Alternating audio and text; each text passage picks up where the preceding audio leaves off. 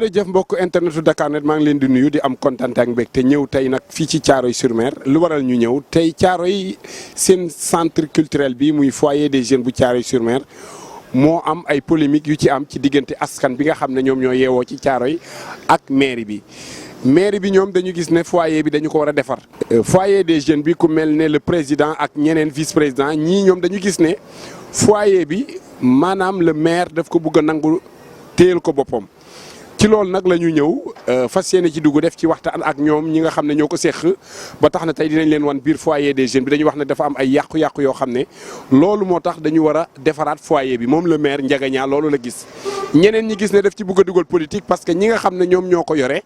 ñooñu ñoo ko neexul ba ñooñu la bëgg a noyé lépp lu ci mën a am yéen a koy xamal seen bopp ci bu ngeen àndee ak man ci reportage yi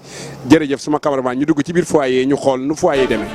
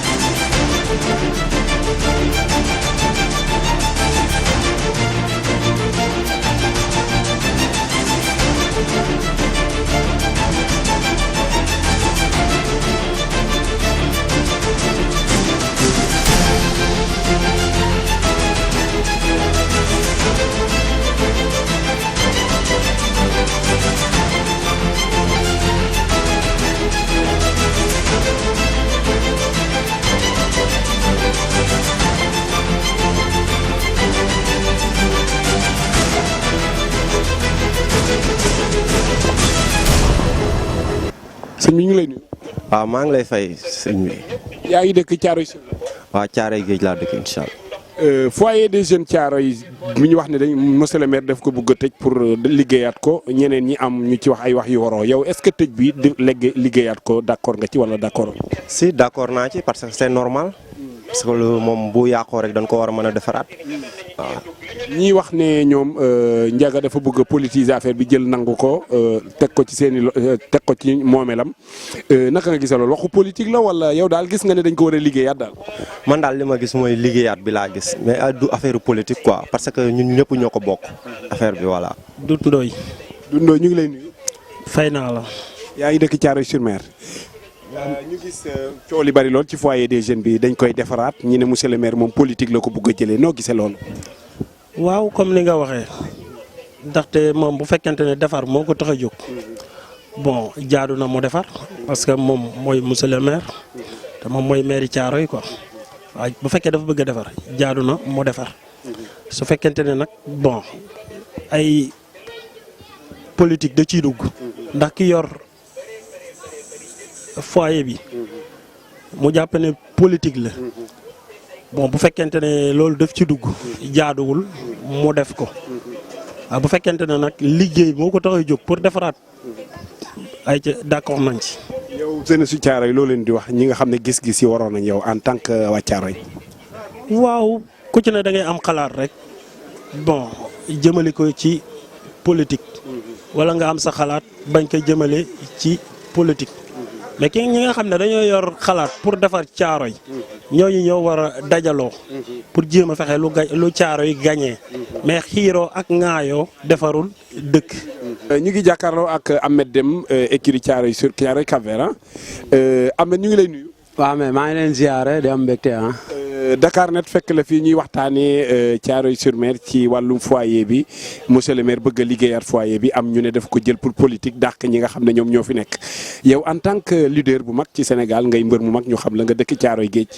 naka nga gisee liggéey bi nga xam ne monsieur le maire moom nee na dafa jóg pour liggéey Thiaroye ñeneen ñi wax leen ne noo gisee loolu. waaw monsieur le maire bon ñoo ngi koy nuyu au passage vraiment moom mooy maire Thiaroye-sur-Mer. donc bu jógee pour defar am na si droit c'est normal mu defar dëkk bi parce que tey dëkk bi moom la yàlla dogal ñu teg ko si loxoom kon donc bu jógee pour defar rek pour man war nañ ko si mën a jàppale bi dee comme niñ ko waxee bi dee nag leneen desee laxasu pour man war na noo mën a toog moo ñu waxtaan ak ki nga xam te ni mooy président foyer bi parce que waxtaan rek bon moom mooy doole quoi bu ngeen waxtaanee juboo rek ñu teg lépp si yoon xam nga ñu defar parce que ñun ñëpp ñoo bokk dëkk bi foyer ñun ñëpp ñoo ko bokk pour jeunesse bi la kon donc war na noo mën a bokk toog waxtaan ñu defar foyer bi parce que foyer amuñu fenn fu xamante ni pour fowukaay la wala tey ñun ñii buñ bëggoon def lu mel ni waa spectacle wala comme entraînement comme ñun niñ ko fa daan defee amuñu fu ñu entraîné kon donc buñ ko defee arrangement ñëpp la arrangement Thiaroye la arrangement jeunesse bi la mag ak ndaw kon donc war nañ kaa mën a defar quoi voilà war nañ ko mën a jàppale parce que moom mooy maire dëkk bi bu ko defarul kan moo koy defar voilà nan waxtaan buñ waxtaanee rek ak ñi nga xam te ni ñoo ne si foyer bi ñu yor foyer bi buñ waxtaanee rek ak monsieur le maire mën a déggoo say kàddu ñu defar foyer. ñi nga xam ne dañuy wax ne nag ñeneen ñi dañuy wax waxu politique pour gëlëmal waa Thiaroye pour ñi jàppale leen te fekk comme li ñu wax monsieur le maire bu dee liggéey moo ko tax a jóg ñi jóg pour gëlëmal looy wax ci ñoom pour gëlëmal nit ñi. waaw xam nga loo gis nag am na ñoo xam te ni dañuy nekk gauche am ñu nekk droite chaque jour am na ñoo xam te ni dañuy wax ju lëndam mais man li ma jàpp mooy foyer bi kan moo ko war a mën a defar kurul monsieur le maire moom rek moo ko mën a defar mais bi dee nag monsieur le maire da see bëgg a laxas lu xamante ni comme ni ñu ko waxee bon am na ñoo xamante ni bëgg na leen a xeex non loolu du yoon parce que foyer bi vote la ay jeunesse ñoo voté am kun teg xam nga tey kooku bu fi waree jógee dañuy voté waat jëlewaat ko fi mais du monsieur le maire quoi waaw loolu daal laa am loo xamante ni am naa lu ma si lii parce que monsieur le maire ñëpp la uuf ñëpp la njaboote kon donc nan bokk toog waxtaan mën a liggéey quoi voilà jërëjëf. Assane Cissé ngeen jàkkaarlool ni moom mooy le président bu foyer des jeunes Assane ginnaaw bi ñu la nuyoo li am dégg nga ko ñëpp dégg nañ ko muy foyer des jeunes bi nga xamante ne nii monsieur le maire Ndiaga Niang daf ko bëgg a tëj pour defaraat ko ci defaraat boobu nag wax ji bari lool am na ñu ne yow mii président bi dañu wax ne yow ci boppam da nga wax ne monsieur le maire dafa jug pour xeex la ak yu mel noonu léegi en tant que tungu ne du teew ñuy nataal te yaa ngi nii toog yow yaay ki nga xam ne yow la ñu fal yaay président foyer des jeunes bu Thiaroye-sur-Mer di nga ci mën a leeral yu bari bëgg nañ tam nga leeral ba ci ni nga gérer sa biir localité maanaam ci sa foyer des jeunes bi nga xamal ñu ci lu bari loo xamante ne daal yaa ngi nii di ñu ko mën a xamal ginnaaw bi ma la nuyoo Assane baa yaa ngi ci jàmm. di rafetlu émission bi nga xam ne interview bi nga xam ne moom nga def en tant que Assane Cissé président centre socio-culturel de Thiaroye-sur-Mer maa ngi lay ziar bu baax a baax. waaw en fait question bi nga ma posé question bu am solo la boo xam ne tey waa Thiaroye yi soxla woon nañ ko pour ñu am ay éclaircissement yu ñu war a def xam nga mu ngi mën ni rek ñu fekk la sa kër nga nekk sa kër am ku defar armoire ak coiffeuse ba mu rafet ak ay vitrine ne daal la koy jox pour defaral la ko nga bañ loolu lay nduru loolu war nañu posé question kon kii tax muy bañ yenul maanaa man toujours li may wax rek le respect réciproque président centre socio-culturel la kenn nommé ma dañ maa élire ak équipe monsieur le maire kenn nommé ko dañ koo élire dafa dem élection locale ñu élire ko mun yor mandaam ma yor sama mandat ma yor institution le minimum respect parce que man tey su ma bëggoon am audience ak moom damay laaj Adama Faye audience mu jox ma audience ma dem toog moo wax ka li ma soxla ñu waxtaane ko dem suñu yoon foyer bi bu ne leen koy tëj Assane Cissé bañ mais ñu war na posé question lu tax Assane Cissé bañ wax dëgg yàlla foyer bi tey bu ñu ko defaroon R+3 duñ ko sax gëmee ku ñu ko réflexionné waataloon duñ ko gëmee waaw mais question bi fan la mooy ban war a réflexionné foyer mooy 2017 bi ñu xamee ñoom waa mairie seen i élément ñoo nekk gérer foyer bi ñoom waa mairie dafa am weccit di oote ñu leen fay joxe 15000 ak 25000 moom le maire Ndiaga Niang di fa ku jigéen ñi ku si bëgg a dem def mariage oo ko mu oo ña fa nekk ay élément am ne leen jox leen ko foofu ñu jox ko foofu gratuite ñooñu wër di am contentement na Ndiaga moo nu fayal foofu moom mooy politiser foyer bi moom la maire mooy politiser foyer bi parce que mën a jël ay élément am di leen jox foofu gratuite ñu def ay mariage ak ay programme ak yooyu en clivant di parce que day communiquer ñi nga xam ne par exemple ñoo fa nekk ñoo daan toog ba si yàgg soxla ay 25000 francs les soit 10 ans bëgg ma si dul sax seen tur leen laaj foofu gars yi leen jox ak ay 15000 francs léegi ñoom dañ ko bëggoon a réfectionné 2017 lu tax réfectionné ko tëjulu ko parce que seen élément ñoo fa ne bi ñu waree dem AG danoo repousser AG bi 1 an et quelque lu tax ñu repousser ko parce que favorable seen côté parce que xam na ne Assane candidat la te suñu demee élection damay ni gagné lu wér parce que xam naa si li ma toog. maanaam le maire bu demee élection ak yow moom. dama leen déggu ma ne waxuma la sax moom élément bi muy indi ki mi ngembare moom laa la wax moom le maire Ndiaga Niang su ñëwee élection ak foyer bi ma gagné ka rawatina nag muy ngemba keneen ne dañu ñëw xëccoog man parce que xam naa si li ma toog ñu koy manipuler ba tegaat seen mandat 1 an dama dem si CDEPS bu Pikine ñi nga xam ne ñooy suñu kilifa kalaame leen ak ñoom madame Thiam à l'époque mooy directrice CDEPS moo ñëw fa menacé Ousseynou Fall Basile le secrétaire général le secrétaire municipal moom directement moom laay wax turam moom na fàttaliku moom le secrétaire municipal moom Basile nekkoon na moniteur mouvement de jeunesse nekkoon na ko parce que dama ko doon boole jéeg Moumika inspectrice de la jeunesse mu rajee ka si ministère de la jeunesse si mouvement de jeunesse mu daw waxet parce que directive dafa ñëw wax ne foyer bi suñ ko maasaale woon est-ce que yaa ngi dégg sax ba foyer bi nekkul existé wul terewul comité bi day dox mun lu tax mun laaj leen lu tax comité bi day dox mooy bu leen utalee fu nu réunion bi di doxal seen activité da nga koy doxal parce que foyer bi du soirée ak fecce kase am na yenn activité yu muy def mu xam li nga ko wax mu doog a dem AG yàlla dogal ma gagné leen te ay maligance la def tey laay wax nag loo xam ne moom tey laay wax loo xam ne tey wax jot na moom Ousseynou Fall yow laay waxat dégg te Ousseynou Fall yow Basile yow yaag Pape Souna ak Mor Silla yéen a toog mairie ba yow Ousseynou Fall Basile nga wax Mor Silla demal nga ànd ak El Hadj Mbor Gueye Mbor nekk président yow nga nekk vice président Assane ne passera pas tey laa koy doog a wax barki démb laa koy doog a ñippi sama gémmañ ñu wax ko Pape Birane Gueye le 3e adjoint maire ne ko tey laa la koy doog a tey nag laay plutôt wax jot na nag man kenn du ma diaboliser doomi gor laa ay ñaari góor ma jur ma toog biir caaray du ma wax lu ñaaw du ma wax lu bon mais man sama der bi kenn du ko salteel nangu naa ku ma ëppi camion ku ma ëppi taxi ku ma ëppi kër mais ku ma ëpp dignité ak personnalité ak yar ak teggin du ma ko nangu man Assane Ciss conseil municipal là je suis le conseil municipal plus jeune de Thiaroye-sur-Mer ban jeune moo fi osé gëm boppam am ambition taxaw 2014 ne da nekk candidat ma dégg fa lu ne xanaa waxtaan ak ay mbokkam nangam ak nangam tey ñoom ñoo ñu doon wax ak keneen ak keneen ñu ngi daw di ñëw sama wet parce que am nañ si lu man li ñu yaakaar si man Ousseynou Fall Basile yow yaa ngi Mor Silla mi nekk sama vice président ak Pape Souna mi nga xam ne tey par exemple tey mu nekk sama doomu nijaay nekk sama mbokk tey ñoom ñoo contrecarré ak waa maire bi ànd ak yéen ak njagañaa da ngeen may xeex kenn ku nekk la nga waxoon si man daan toog man di wax si man li manque denc wax jot na tey lépp naa génne nga xam ne mooy li maa diaboliser mooy li maa jaxaseeg dëkk bi yéen a taxaw ne yow Basile yaa taxaw ne Assane ne passera pas ma xam lépp te sax ku ma ko wax Mor Silla moo ma ko wax ak Pape Souna ñoo ma ko wax pour xamal ne yéen da ngeen di dëmbante seen biir gëmantewoo leen parce que Mor Silla xam na ne bu àndeek Mboor parce que dafa bokkoon teen bi dund ak Mboor mouvement associatif mu xam ni Mboor di dundeek moom arrangé wu ko mu ñëw toog ak man moom Pape Souna toog ak man wax ak man ne ma Basile moom wax ne Assane ne passera pas te man manuma ànd ak Mboor Mboor nekk président ma nekk vice président parce que Mboor day accaparer ab association ñu dem élection yàlla dogal ma gagné ma mu nekk vice président loolu après naa fa ñëw daa am lu may leer rek tey wax dafa jot parce que wax ji bari na noppi naa sama yaay di ma tere di rafetal di wax affaire yi mbokk di bul wax jot naa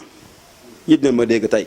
du ma wax si reewande du ma wax si lu ñaaw mais wax dëgg bu jotee wax ko Abdou Karim umpul nu ko yàgg na ma bëgg interview ma bañ ma ne ko wax jotagul il est temps nag man kenn mënu ma tilimal waaw sax xam nga si recette yi ba wax la benn affaire est-ce que xam nga ne foyer amul compte ñun amul compte xamul tax tey bu ñu monsieur le maire joxoon subvention 1 million dañuy ibbi compte parce que 1 million xaalis la mais yow subvention na la joxuñu la dara xaalis bi ñëw day génnaat parce que dañuy fonctionnement lan wax day ñëw génnaat. kon ñu wax naan da ngay lekk xaalisu foyer. waaw mais Assane Ciss day lekk xaalisu foyer fu mu feeñ si man aw ma oto aw ma kër maa ngi sant yàlla enseignant la maa ngi xëy di liggéey di dem ak a ñëw di am sama say di ko bokk ak sama njaboot ba pare man président laa du ma yor xaalis président du yor xaalis président day ordonner ay dépenses c'est le trésorier général Pape Baye Serigne Ngom mooy le trésorier général heureusement yàlla suturaal moom am na compte bancaire am te ba pare waxuma la dara de mais sama bilan du ma ko wax fii ndax dañuy xam beneen yoon dinaa wax sama bilan bu ensemble général jotee dinaa wax bilan te sama bilan ragaluma ko. loolu neex na ko mais diggante ak Mor Silla parce que tam problème bi temps yi nii nga ñoom sa diggante ak Mor Silla moom mi nga xam ne il est moom moo doon sa vice président. waaw Mor Silla il a trahi. non il a trahi le pacte. comité bi la trahir kooku moom bëgguma wax si moom sax parce que boo ko tuddoo di ma wax si moom mais day jaay nante te te man dama dul moroomam xam nga te duma du moroomam parce que maa ko yor avant muy ju tuxu fi di jéggi raay te man koo xam ne jéggiwul raay bi xamul xew si dëkk bi mënoo maa déranger il a trahi le pacte parce que nous avons écrit une convention par rapport ak ñun waa teen bi ñu rédiger convention mu trahir convention bi li ñu wax si convention mu delluwaat si waa teen bi di waxtaan ak ñoom li ñu defoon li mu bindoon léegi mu wax leen ko il a trahi moo tax mënta defati mboor bu àndatee mboor sax moo da koy xool ni parce que daa trahir mboor wax ne ko yow laay votal retourné ànd ak man tourné waat trahiraat convention bi dem àndat ak mboor. jërëjëf kii ñu toogal nag moom mooy Mor Sylla moom mooy vice président bu Assane Cissé bi nga xam ne moom moo jiite foyer bi tungu ne nag du teew ñuy netaal moom tamit li nga xamante ne moom moo tax mu démissionné moom dina ko leeral boppam ak itam doxalin yi nga xam ne am na ci foyer bi moom dina ci leeral Mor Sylla maa ngi lay nuyu. lay fay Abdou Karim waaw di nuyu ñi nga xamante ni ñoo ñu seetaan ñëpp à travers sa émission bu am solo bii nii. ñuy waa Dakar Net ñëpp waaw non en fait loolu pour ma tontu si c'est-à-dire que foyer bi toll nañ si benn instance moment boo xamante ni comment dirais-je cadre bi si boppam dafa jéggi dayo cadre bi jéggi na dayo loolu ku nekk yaa xama comment dirais-je ñun ñëpp teg nañ suñu bët ñëpp teg nañ suñu bët récemment le podium bi yàqu nga xamante ni ceeb yi nga xamante ni yu Macky Sall yi moom moo ko xawoon a màbbal donc foyer bi nekk na si benn état boo xamante ni bon kenn rafetlu ko quoi si benn foyer des jeunes boo xamante ni yow yaa couvrir Thiaroye-sur-Mer ba pare ñun ñu am foyer boo xamante ni dafa placé ne si kaw tali bi donc bu nekkee si moment yi nekk si état bi nga xamante ni ñun ñëpp kenn maanaam boo rafetlu ko je me dis que ni. maire bu fekkee ni daf koy tëj dans le cadre bi nga xamante ni dafa jóg pour daa koy réhabilité waat daa koy defaraat réfectionné waat ko ba nga xamante ni rafetaan na mel na mu meloon mu jébbalaat ko jeunesse man loolu d'accord naa si waaw mais nag je ne suis pas bokk ma si ñi nga xamante ni d'accord dañ comme quoi que ni maire mu tëj ko mais après mu daat koy récupérer parce que tamit certes moom am na bépp légalité texte yi loolu la ko may récemment lire naa arrêté bi texte bi moom la may prérogative bi nga xamante ni ñoom la mairie ñoom ñoo war a gérer gestion foyer bi mais tamit moom à un moment donné demoon na ba gis ni pour plus de démocratie ak démocratie participative nga xamante ni jeunesse bi aussi dinañ si gis seen bopp loolu taxul mu jël ko jox ko jeunes yi jox leen benn autonomie mais pas indépendance bi mu ñëwaatee ñun si suñuy mandat si la créé indi benn système de cogestion boo xamante ni entre la mairie lay doon ak les jeunes si nga xamante si diggante bi day am benn gestionnaire bi nga xamante ni maire bi moom moo ko fa yebal kooku mooy doon suñu intermédiaire entre ñun ak moom donc wax ni kii dafay bëgg a politiser foyer bi pour tëj ko non là moom man du ma si mën a wax parce que li ma mën a wax ba mën a wax mooy que ni pouvoir lam la te yoon may na ko loolu à ce que mu daal koy tëj pour réfectionner ko mais nag man li may mën a wax en tant que jeune aussi en tant que porteur de voix bis bu demee tamit ba defaraat ko ba mu pare mën nañ organiser waat bu jaaree ñu organiser waat assemblée générale parce que jeunesse bi aussi loolu kese lañ am fii si Thiaroye-sur-Mer lieu d'épanouissement boobu rek moom lañ am donc keneen kuy taxaw nii daf koy politiser moi je pense que kooku dafa comprendre quoi en fait si li ma sama xam-xam bu gàtt. waaw bon je pense que ni poser nga question boo xamante ni fi nga ko posé foofu nga ko war a poser parce que dañu dem élection le 16 septembre 2018 dañu dem élection bon bi ñuy dem élection ñu nekkoon candidat nekkoon ñett man moom ak keneen beneen candidat donc bi ñu demee ba sa biir man jot naa ay kii yu bëri jot naa ay proposition yu bëri comprendre nga am na ay acteurs yu influents yoo xamante ñu ngi si commune bi gis nañ man ni ma bàyyil désister nga jàppale beneen candidat bi émission la ne duma bëgg a wax turu kenn waaw non pas moom mais beneen candidat bi quoi voilà donc moom ñun trois ñooñu bon dégg naa lu ne gars yi ku nekk wax nga ni ma bon àndal ak beneen candidat bi troisième candidat bi parce que kii moom quel que soit alpha du jàll quoi donc man aussi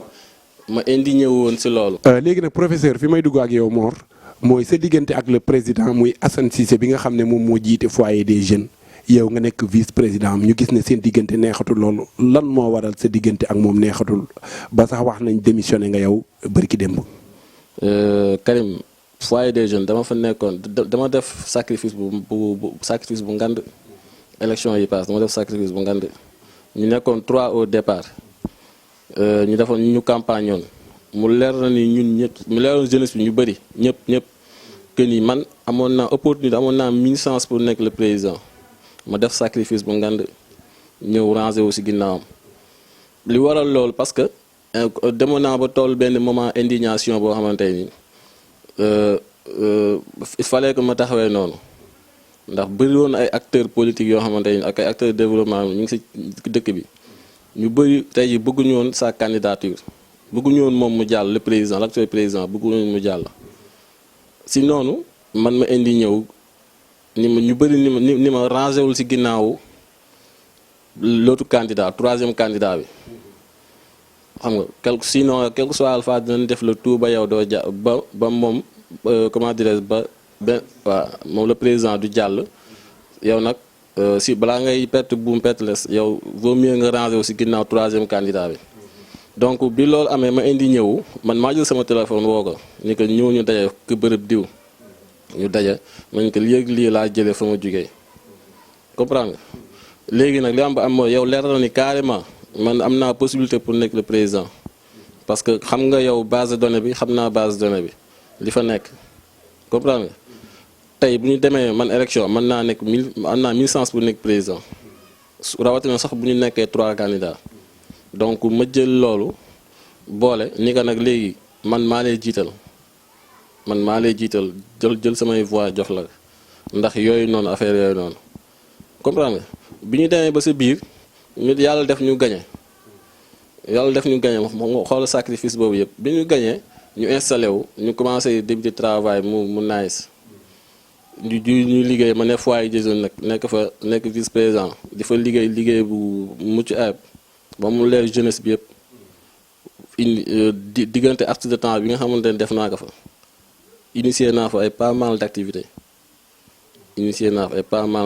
fi may waxee yow nii lu mel ni ay fête de la musique lu mel ni ay séminaire ak conférence publique avec la radio indi naa leen fii à Thiaroye xam nga ak yeneen activité bi ñu demee ba si biir liggéey bi doon rafet mais ñu dem ba si digg ba dangay gis ni changement mi ngi commencé am maa ngi gis ñu commencé di politiser foyer bi alors que ñun article 3 foyer bi may ñu pour à ce que ñu fay organiser ay activités politiques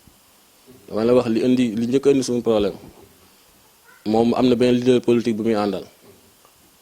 ñëw na fa organiser fa benn manifestation politique sous couvert de son mouvement bi nga xamante ni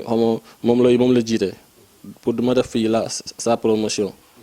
xam nga alors que en réalité da ngay xam ni moom ab leader moom la doon wane te foofu ñun kayam texte yi article 3 may ñu daal fay politique bu ñu génn ci foyer bi nag ku si nekk am nga droit am nga sañ-sañ daal di politique ñu ne jiite waay bi ñu paree foofu ñu wax ci li ñu wax ma wax ko li ma koy wax ñu meroo foofu après ku ne dem comprendre nga noonu ñu toogaat quelque temps si la ñëwaatee commencé nekkaat activités yi mais da nga doon ñëw Karim ci kër gi da ngay ñëw fekk activité di am yow en tant que vice président nga ne yow yaay deuxième personne doo sax xam li xew yow suñu kër gi Karim ku fay dugg normalement da laa war a tàggu ndax yow yaay boroom kër gi mais nag bu fekkee ne nga dem ba yor sa kër nag yow di ñëw di gis ay manifestation di am kenn du la avertir wala ngay dem wala ñu war a signer contrat ak diw ak benn structure bu nekkoon ci biir yow da nga dem négocier ko yow sans ñëw suñu aval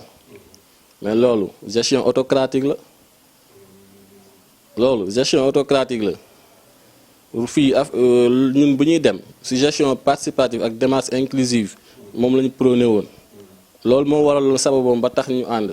mais bu ñu nee ba gis ne pacte contrat social boobu nga xamante ne moo ñu lié woon yooyu yëpp amatu ci ke yow da ngay dem ba dootoo comprendre. voilà professeur Mor Sylla li ñu wax ne nag da nga dugal sa lettre de démission moom président bi gis na ne moom yow xamoon nga ne Ndiaga monsieur le maire day tëj foyer moo tax nga bërki dem nga doog a dugal sa dossier wane ne da ngay quitter En fait non Karim parce que du loolu quoi parce que tey jii bu fekkoon tey loolu moom moo tax man muy dugal sama lettre de démission kon man tey jii man damay contradictoire parce que man tëj bi nee naa leen sànq si njëlbeen bi ànduma si benn côté rek laa si àndee bu fekkee daf koy réfectionné waat delloo ko jeunes yi laa si d'accord mais li tax ma déposé sama lettre de démission nit entreprise boo si nekkee di liggéey institution bu mënti doon boo demee ba gisatoo sa bopp am nga prérogative nga démissionné xam nga mais bu ñu nee ba écarté ma booletuñ ma si yéen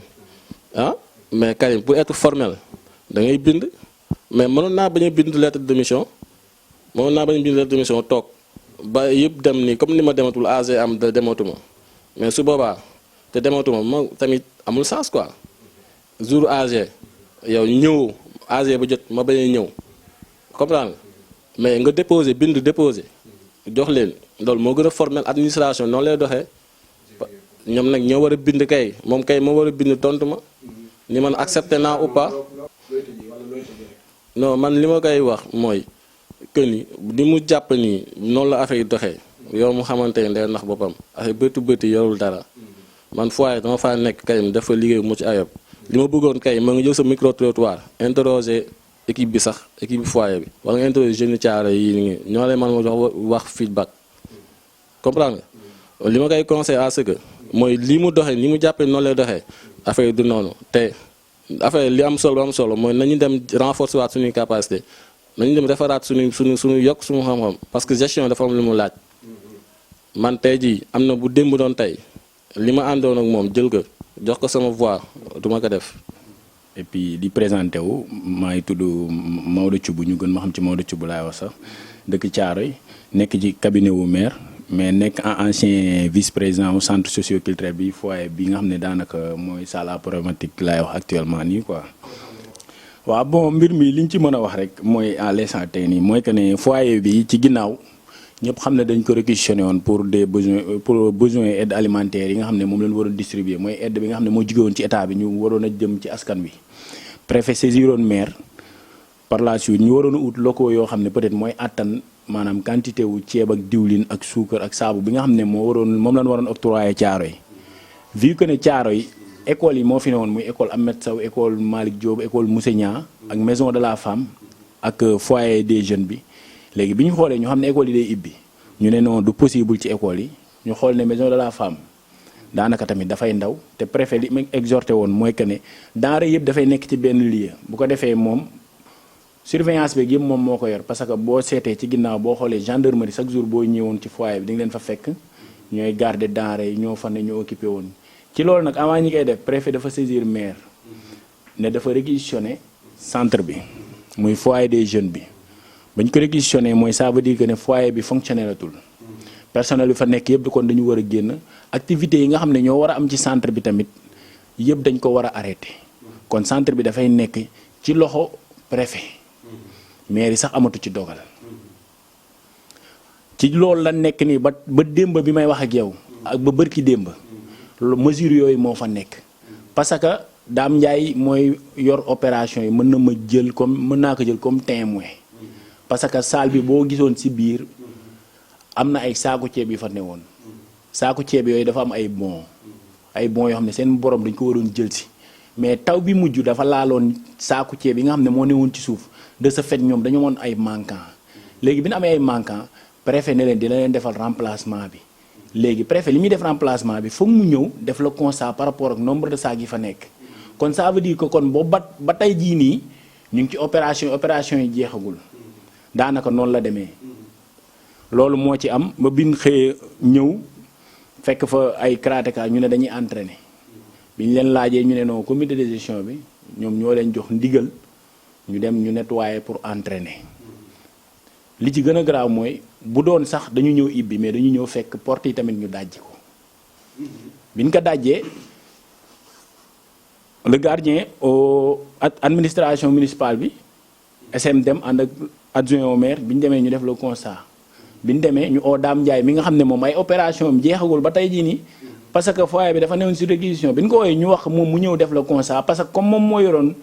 wàllu wi nga xam ne moo newoon ci biir salle bi ci responsabilité am la newoon moom mu ñëw xool maa xam li mu fi defoon comprendre ma xool ne gisu ko fi daam après ñu ji wax le préfet expliqué ko ne que salle bi saako ceeb bi fi ne woon génne nañ ko expliqué ko defe naa noonu la problème bi demee. non ñi doon nettoyé ñoo ko fa mën a génne ñi doon nettoyé ñoo ko fa génne. non ndigal moom amu ci maire yi sax amul ndigal jële fa benn saako ceeb xam nga maire yi mooy autorité wu dëkk bi mais amul jële fa saako ceeb parce que tegu ko fa tegu saako ceeb bi teguñu ko ci loxo maire ci loxo Dame Ndiaye lañ ko teg mu nekk développement communautaire. kon maanaam ñi def loolu dañoo def lu leen neex rek. non man noonu laa ko mën a justifier li ma ko mën a justifier mooy que ne peut-être dañoo xamul dañu def lu leen neex. non ñi jiite foyer bi ak maire yi man de je ne pense pas que ne am na problème bu ci war a am. parce que damay dégg ñoom ñuy wax ne dañu bëgg a nangu non foyer bi du nangu foyer bi du ay nangu lu ñuy nangu foyer bi pour ma rappeler rek peut-être jamono day dox man mii bokk naa ci comité de gestion boo xam ne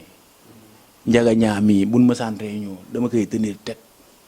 mais ci ay manquement mooy que ne foyer bi amul ndox dame de charge bi nay ñëw yaa may dégg man yooyu moom mësa ne sama combat ak moom yaa may dégg mais man gisuma ci leneen foyer bi gisuma leneen lu ci war a am. non xam nga jamono yi kum neex nu la neex nag wax dëgg yàlla mën nga aborder parce que commentaire yi moom danoo libre quoi ku ci neex kum ne mën ngaa neex commentaire lu la neexee waaye man li may wax li ma xam mooy que ne foyer bi ëpp naa bàyyi noonu. parce que ci danger la ne sax loolu la fekk ñu bàyyi. foyer bi non foyer bi ci danger la ne. foyer bi ci danger la ne man de wax dëgg yàlla pour man mbëggeelu caaro yi mooy ñu fexe xare ba foyer bi ñu réfectionné ko mu nekk comme salle moderne yi am ci yeneen dëkk yi ñu xeex ba foyer bi nekk ci hauteur boobu mais pas ñu ibbu foyer bi ni mel nii ñu ne dañ fiy mëne benn activité man du ma doon jiitu foyer ñu jox ma foyer état bu mel nii dama koy rendre la mairie du ma ko jël lan nga fay gérer foyer boo xam ne salle boo xam ne c'est impraticable mais xanaa boo dee comité de gestion di nga gérer maanaam dina am ay organisation loolu fa am noonu loolu mooy dundal foyer bi grande salle boo ko fi dindee daanaka foyer bi dee na Karim la mairie day réfectionner foyer bi dañ koy réfectionner non du question politique du question dara du question politique parce que ñu yor affaire bâti ñëw nañ fii protection civile ñëw nañ 2018 bi ñu ñëwee man mi membre laa woon ci foyer bi ñëwee ñu waxoon ne état bi dafa avancé bañ convoqué woon maire pour wax ne que foyer bi dañ koy tëj mais ak je peux dire gentillesse su Basile